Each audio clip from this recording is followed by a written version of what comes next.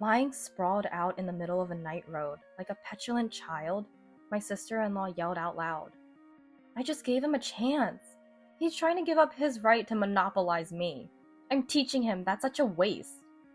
She's so overconfident, it's almost like a sickness. A sickness. I don't need that kind of right. Can't you see that John is rejecting this right of yours? It's pitiful, really sad. Your misery is laughable. Are you still going to expose it here? Aren't you embarrassed? After being harshly scolded by me, sister-in-law finally stood up and lunged at me. Not smart at all. No way she could win. I'm Sarah, 32 years old and single. I work at a hotel. My job is as important to me as a lover in my life. My father has passed away, and I live with my mother at our family home. My younger brother, 2 years my junior, married his classmate at 20 and now lives in another state. Our family's long-standing problem is his wife, named Rebecca. She's, well, a free spirit. That hasn't changed since she first came to our home. I'll never forget the words she uttered at our first meeting. I'm marrying John. Oh, there are sweets. But I really like those big cream puffs they sell at the convenience store right now. I don't want these, so please go buy me some cream puffs. My parents were dumbstruck. So was I. Oh, brother, why did you fall for her? Rebecca is flashy in appearance, with dyed hair and eyelash extensions, not to mention her flashy nails. But considering her awful personality, the flashy appearance seems like just an add-on. John, my brother, used to say, I find her whimsical nature cute. But I think it's too much. Really, why did he fall for her? I couldn't help but harbor such doubts. Following that, her behavior during the wedding and house hunting was just a series of whims. I'm only wearing a brand new dress. Nothing else is acceptable. I mean, I am the bride, right? Logically, that's correct. What's a deposit? In my theory, it's weird to pay for something like that when I'm doing them a favor by renting their house. My brother's wife frequently spins these mysterious Rebecca theories, bewildering everyone around her. In her world, whatever she thinks is right is absolutely right. During her pregnancy, she ignored everyone's warnings and went swimming in the sea. She doesn't care about the designated days for trash disposal. In meals, she eats only the parts she likes and leaves the rest. Frankly speaking, she's inconsiderate and selfish. Then, on a day leading up to summer, my mother Katie spoke to me with a troubled look. This summer, Rebecca and the grandkids are coming to stay with us. Really? My brother has 4 kids, ages 7, 5, 4, and 2. All boys. They're full of energy, mischievous in a cute, kid-like way. Their visit will surely turn mine and Mom's quiet life into a lively and noisy one. But, well, as cute as my nephews are, their mother, my Rebecca, is not cute at all. Adorable nephews and the troublesome Rebecca. To accept them or not. Is the whole family coming? How long are they staying? That's the thing, John isn't coming. Mom made a troubled face.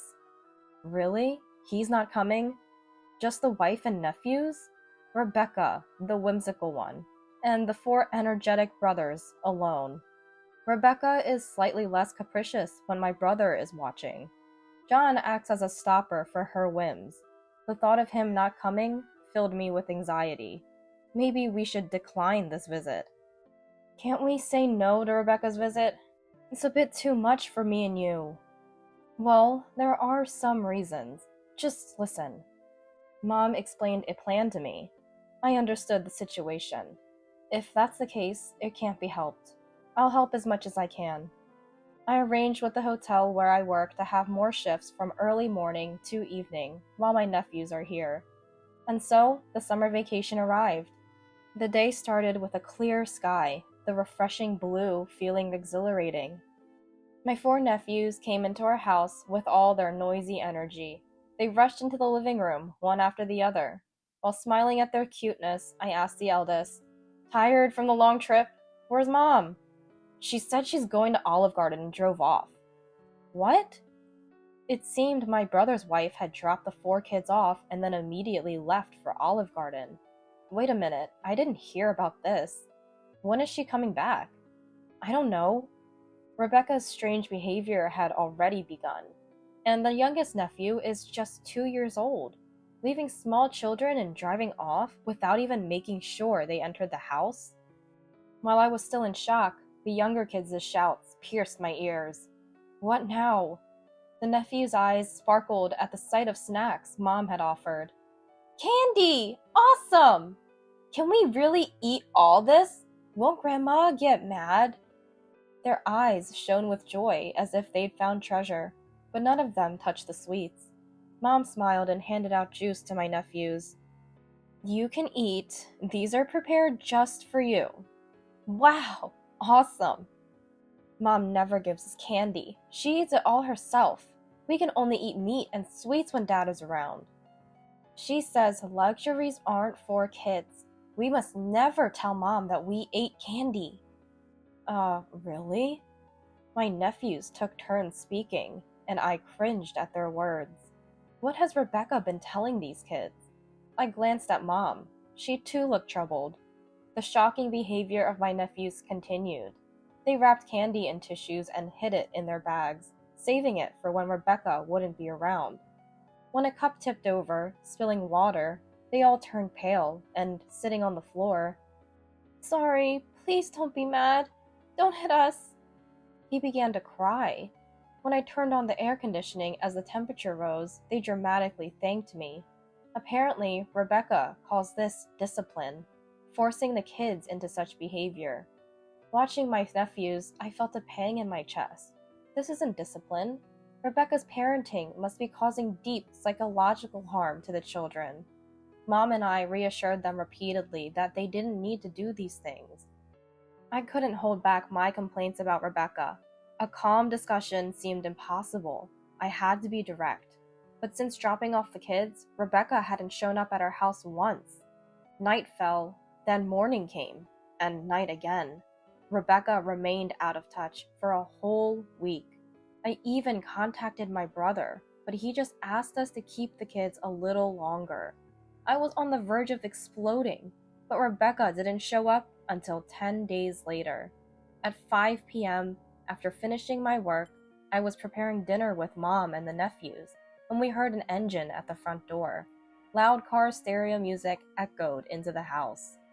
A few seconds after the engine and music stopped, our front door opened. Everybody, Mom's here. It's hot. Where's the beer? It was Rebecca. She was tanned. Her thin thighs peeking from her short skirt were as thin as my upper arms. Her appearance screamed, I've been enjoying my vacation. And in my head, a gong for battle rang. Excuse me, who are you? Oh, Sarah, starting with dementia already. Rebecca laughed, then cast a cold glance at the nephews. Hey, I said, where's the beer? The boys shriveled up, huddled in a corner, their faces hardened, a stark contrast to their earlier joy while peeling onions. Move it! Get me a beer! Rebecca's shouting scared the nephews. I quickly stepped between Rebecca and the boys. We don't have beer in our house.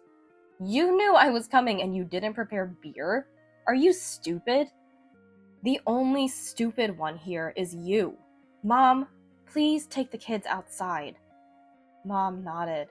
Rebecca, eyes narrowed, lunged at me. What's your problem? Who do you think you are talking like that? She came at me, so self-defense is totally justified, right? I firmly grabbed Rebecca's arm. Between her twig-like thinness and my hotel-earned strength, I clearly had the upper hand. While we struggled, Mom quickly took the boys outside. Ouch! Let go! You're strong like a gorilla. Even a gorilla would raise those kids better than you. I heard you treat them like they're just a waste of food. And what about you, not working? Just leaving your kids and gallivanting around? You're the worst. Where have you even been? I'm young. I'm allowed to have fun. My husband earns enough, so I don't need to work. Jealous, Sarah? You're just an old, unmarried lady. How long do you plan to be young? You're 30, right? Face reality. You're only 2 years younger than me. Rebecca's face turned red with anger, and she forcefully shook off my grip. She stumbled and fell backwards. Ow! I'm so hurt. I might be bedridden. Give me your bed and bring me beer. You sleep in the storage room. Sleep wherever you want. I had more to say, but it was pointless. Talking to Rebecca is like talking to a wall. I silently went to my room and packed a bag. Returning to the living room, I found Rebecca rummaging through the fridge. She can move just fine, apparently. Without looking at her, I said, I'm going back to my parents' house then. Turning my back on Rebecca's foolish voice, I stormed out of the house. My destination was the hotel where I work, an establishment with 80 years of history. My job as my lover, my workplace as my second home. What's wrong with that? Mom and the nephews had arrived at the hotel before me, waiting. Sorry to keep you waiting. Is everyone here? The nephews seemed uncomfortable in their first visit to a real hotel. I puffed out my chest proudly in front of them. We're all staying here tonight. Here? In this amazing place? Leave it to Aunt Sarah. I'd asked the owner in advance to let us stay if Rebecca visited and I needed to get the nephews away. He kindly agreed, concerned about the boys' treatment by Rebecca. It's the off-season in summer here, so there's always room to spare. No worries about finding a place to stay. There's a pool and a spa. We're allowed to use them.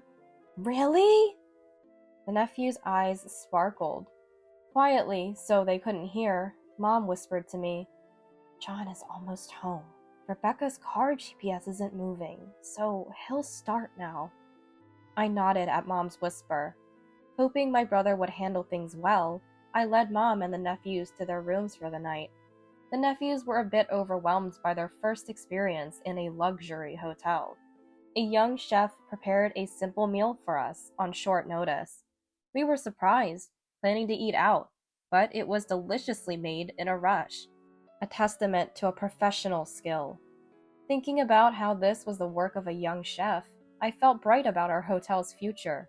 The delicious meal filled the nephews' bellies, and they regained their usual energy. After much excitement, they fell asleep as soon as they hit the bed.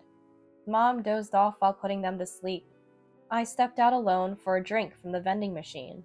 I checked my mobile phone, wondering about John and Rebecca. And just then, John called. Perfect timing. I tapped the call button. Hello, John. Sarah, sorry for the trouble. How were the kids? All good? John sounded tired, but concerned about the kids first, an apology in his voice. He's doing well as an adult, and as a parent, I think. So different from Rebecca. We're fine here. They're happily resting now, already asleep. What happened on your end? Well, it went as planned. You taking the kids and letting Rebecca be free helped. I got the freedom to move and collected evidence. Got her going to a hotel with a man and being affectionate in the car. All on camera. Quiet anger laced John's voice. Rebecca had been shady for a while, sensitive about message notifications, and speaking sweetly on the phone. Started treating the kids terribly too. There were always unexplained expenses, but her recent spending was excessive. She knew too much about new leisure facilities, but she was sly, never leaving evidence for John.